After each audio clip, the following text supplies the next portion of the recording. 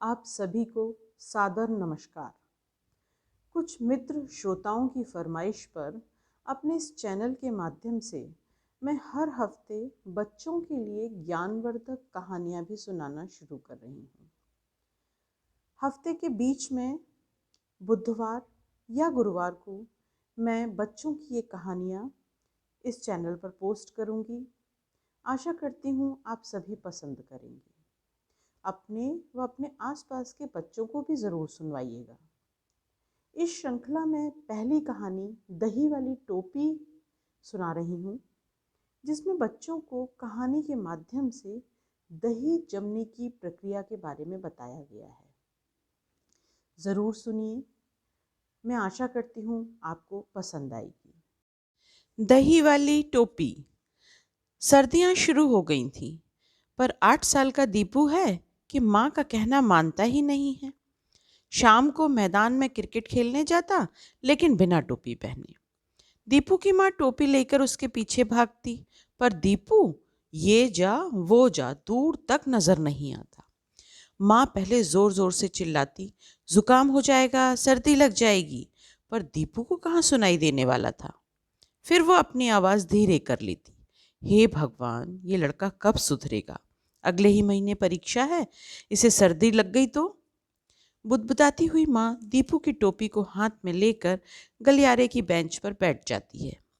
टोपी हाथ में लेकर सोचती है कि यह टोपी उसने कितने चाव से दीपू के लिए बुनी है। पीले रंग की ऊन पर लाल रंग का मिकी माउस उकेरा है, लाल रंग के मुंह पर काली आंखें, केसरिया नाक और काली ऊन से मूछ बनाई है। जब दीपू की मम्मी यह टोपी बना रही थी, तब तो दीपू को बड़ा मज़ा आ रहा था। वो माँ की सिलाइयों पर फंदा दर फंदा मिकी माउस की नाक, आँखें और कान बनते हुए देख रहा था। वो बार बार फंदों को छू कर देखता था। दीपू की माँ को विश्वास था कि वो इस टोपी को बड़े शौक से पहनेगा, पर उसने तो एक दिन भी नहीं पहनी। माँ ने टोपी को हाथ से सहलाया और अपने संग किचन में ले गई। अंधेरा होने पर दीपू घर आया तो गलियारे से ही छींकता हुआ आया। माँ ने गुस्से में कहा, मुझे इसी बात का डर था, अभी छींक आई है, फिर जुकाम होगा, फिर बुखार होगा, और फिर लगाओ डॉक्टर के चक्कर। माँ की बात अभी पूरी भी नहीं हुई थी कि दीपू ने रसोई में जाकर पानी पी लिया। गिलास के स्टील के घड़े से टकराने की आवाज़ से माँ और भी गुस्सा हो गई। सुड़ सुड़ करता दीपू माँ की डांट से बचने के लिए कमरे में चला गया और टीवी देखने लगा। माँ ने उसे खाना खाने के लिए बुलाया। अरे ये क्या है माँ? दीपू ने अपनी टोपी की तरफ इशारा किया, जो एक बर्तन ने पहनी हुई थी। ये टोपी तुमने नहीं पहनी तो मैंने दही को पहना दी। माँ का गुस्सा धुल गया था। वो हंसते हुए बोली, दही को टोपी क्यों? दीपू ने माँ का आंचल हाथ में लेकर पूछा। क्योंकि दही मेरा कहना मानता है, वरना इसे भी जुकाम हो जाएगा। माँ ने दीपू का कान पकड़ते हुए कहा। दही को भी कोई जुकाम होता है? दीपू ने ठहाका लगाते हुए कहा। माँ ने समझाना शुरू किया। हाँ, दही भी नाजुक मिजाज होता है, बच्चों की तरह। दीपू, तुम्हें मालूम है कि दही कैसे जमता है? दूध का लैक्टोज दही के लैक्टिक एसिड में धीरे धीरे बदलता है। यह क्रिया फर्मेंटेशन कहलाती है।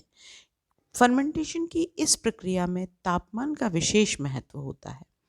सामान्य तापमान पर यह क्रिया तेजी से होती है, लेकिन सर्दी में यह प्रक्रिया धीरे हो जाती है। दीपू बोला, तब आप सर्दी में भी दही को समय पर कैसे जमा लेती हो? माँ बोली, हाँ दीपू, सर्दी में दही जमाने का विशेष ध्यान रखती हूँ। दीपू माँ से पूछता है, वो कैसे माँ? मैं सर्दी शुरू होते ही दूध को दही जमाने के लिए गुनगुना गर्म करती हूँ और और और माँ हंसने लगती हैं। और क्या माँ? दीपू मचल उठा। और उसे मैं दीपू की ये सुंदर सी टोपी पहना देती हूँ। माँ और बेटा जोर जोर से हंसने लगे। टोपी क्यों माँ? दीपू की दही जमने की प्रक्रिया जानने की जिज्ञासा जाग गई थी। टोपी से बर्तन में रखे दूध का तापमान नियंत्रण में रहता है और उसे सर्दी नहीं लगती। सर्दी में जिस दिन टोपी नहीं पहनाओ उस दिन दही को जुकाम हो जाता है और दही नहीं जमता। जैसे तुमने आज टोपी नहीं पहनी तो हो गया ना तुम्हें जुकाम। माँ ने दीपू के सिर पर एक चपत लगाते हुए कहा। तो मुझे जुकाम कैसे हुआ? इसमें टोपी का क्या काम था? दीपू ने माँ से जानना चाहा। देखो दीपू, टोपी तुम्हारे सिर के तापमान को नियंत्रित रखती है और सर्दी में बैक्टीरिया के हमले से बचाव करती है और तुम्हें जुकाम नहीं होने देती। माँ ने बताया तो दीपू की आंखें चमक उठी। सच माँ, आपने मेरी आंखें खोल दी। देखो ना माँ, आज टोपी पहनकर जाता तो जुकाम नहीं होता। अब जुकाम की वजह से कल खेलने भी नहीं जा सकूंगा। दीपू रुआंसा हो गया। नहीं नहीं, तू जाएगा खेलने। मैं तुझे आज रात को काढ़ा पिलाकर सुलाऊंगी। दीपू ने माँ को गले से लगा लिया था। अगले दिन माँ ने मिकी माउस वाली टोपी दीपू को पहनाई। दीपू हंसते हुए टोपी पहनकर बोला, अरे वाह, दही वाली टोपी, और खिलखिलाते हुए अपना बैट लेकर मैदान में चला गया। माँ दही वाली टोपी को दूर तक जाते हुए देखती रही। उसकी हिलती हुई फुनगी माँ के दिल को खुश कर रही थी। माँ दही के लिए एक और टोपी बुनने में जुट गई। आखिर दही को भी तो जुकाम से बचाना था। आपको ये कहानी कैसी लगी ज़रूर बताइएगा। आपकी प्रतिक्रियाओं का इंतज़ार रहेगा मुझे। नमस्कार।